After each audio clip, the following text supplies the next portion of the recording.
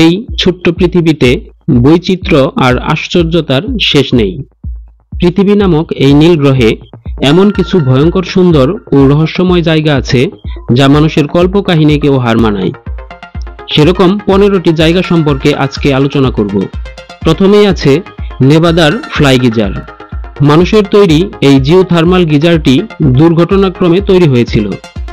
পানির জন্য এলাকাটি ঢিল করার পরে একাধিকবার পুনরায় সিল করার পর খনিজ সঞ্চয় জমে তৈরি হয় ফ্লাই গিজার।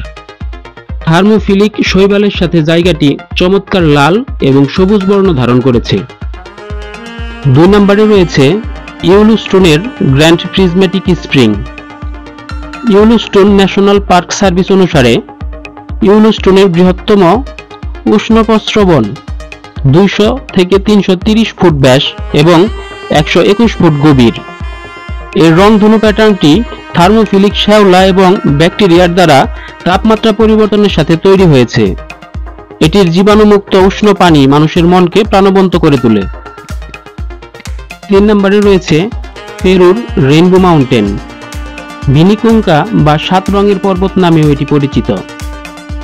রেইনবো মাউন্টেন 2015 সালে এর স্বাভাবিক তুষার আচ্ছাদন গলে যাওয়ার পরে আবিষ্কৃত হয়েছিল। গোলাপ, সোনা, পুদিনা এবং ল্যাভেন্ডার রাঙা স্ট্রাইপগুলি পর্বতের খনিজ পদার্থ এবং সময় ও আবহাওয়ার পরিবর্তনের সাথে তৈরি হয়েছে। আমাদের লিস্টে 4 নম্বরে রয়েছে ইথিওপিয়ার ডানাকিল ডিপ্রেশন। ডানাকিল ডিপ্রেশন উত্তর ইথিওপিয়ার নিচে 3টি টেকটনিক প্লেটের বিচ্যুতির ফলাফল। সালফার স্প্রিং, আগ্নেয়গিরি, হ্রদ এবং পুলগুলি এই ভয়ঙ্কর মরুভূমির গঠনকে ঢেকে রাখে, যেখানে তাপমাত্রা 122 ডিগ্রি ফারেনহাইট। 5 নম্বরে রয়েছে অস্ট্রেলিয়ার লেক হিলিয়ার। অস্ট্রেলিয়ার বারবিগুলাপি লেক হিলিয়ার শৈবাল হ্যালোব্যাকটেরিয়া থেকে তৈরি হয়েছে। এটি মৃত সাগরের সমান লবণাক্ততায় পূর্ণ। আমাদের লিস্টে 6 নম্বরে রয়েছে মেক্সিকোর ক্রিস্টাল গুহা।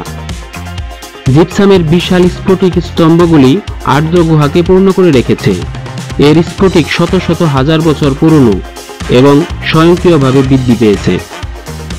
আমাদের লিস্টে 7 নম্বরে রয়েছে অ্যান্টার্কটিকার প্রিন্সেস এলিজাবেথ মেরু গবেষণা কেন্দ্র। অ্যান্টার্কটিকার প্রিন্সেস এলিজাবেথ স্টেশনটি প্রথম শূন্য নির্গমন মেরু গবেষণা কেন্দ্র হিসেবে পরিচিত। ইন্টারন্যাশনাল পোলার ফাউন্ডেশনের মতে কেন্দ্রটি প্যাসিভ বিল্ডিং প্রযুক্তি, পুনর্নবীকরণযোগ্য বায়ু, সৌরশক্তি এবং পানি ট্রিটমেন্ট সুবিধাগুলোকে একীভূত করে এবং শক্তির দক্ষতা সর্বাধিক করার জন্য এটি নিবেদিত। 8 নম্বরে রয়েছে কানাডার হ্যাবিটেট 67। স্থপতি মুসে সাপদি 1967 সালে মন্ট্রিলের একটি কৃত্রিম উপদ্বীপ সিটি ডু হাবরে হ্যাবিটেট তৈরি করেছিলেন। মডুলার কাঠামোটি শহরে জীবনযাত্রাকে নতুন করে উদ্ভাবন করার জন্য ছিল এবং আজ এটি অনন্য স্থাপত্যের নিদর্শন হয়ে দাঁড়িয়েছে। আমাদের লিস্টে 9 নম্বরে রয়েছে ইংল্যান্ডের ইডেন প্রজেক্ট। ইডেন প্রজেক্ট হলো একটি পরীক্ষামূলক উদ্যান যার লক্ষ্য পরিবেশগত সম্প্রীতি এবং সামাজিক সমতার উপর দৃষ্টি নিবদ্ধ করা। ইংল্যান্ডের কর্নওয়ালে এটি অবস্থিত।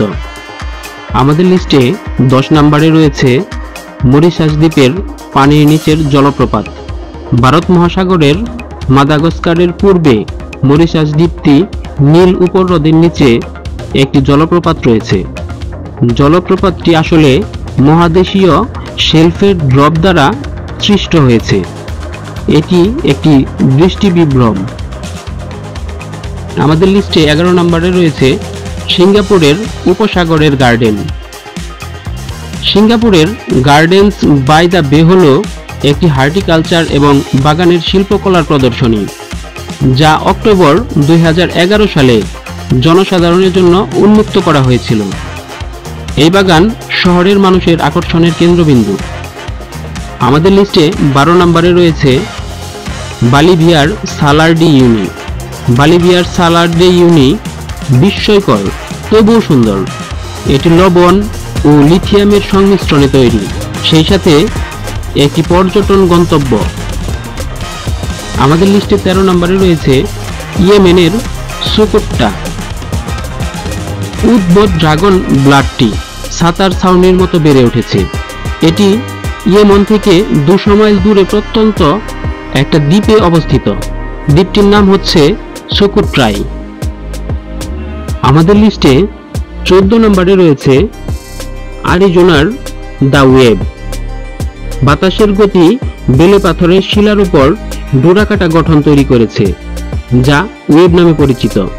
এটি মার্কিন যুক্তরাষ্ট্রের অ্যারিজোনা উটাহ সীমান্তে উডবার্ডসের অংশ। আমাদের লিস্টে 15 নম্বরে অর্থাৎ সর্বশেষ রয়েছে নরওয়ের শালবার্ড গ্লোবাল সিড ভল্ট।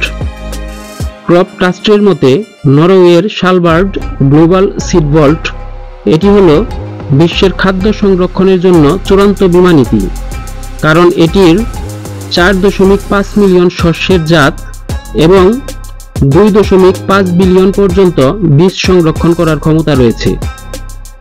আলোচনা করলাম। সম্মানিত দর্শক, এই ছিল আমাদের আজকের আয়োজন।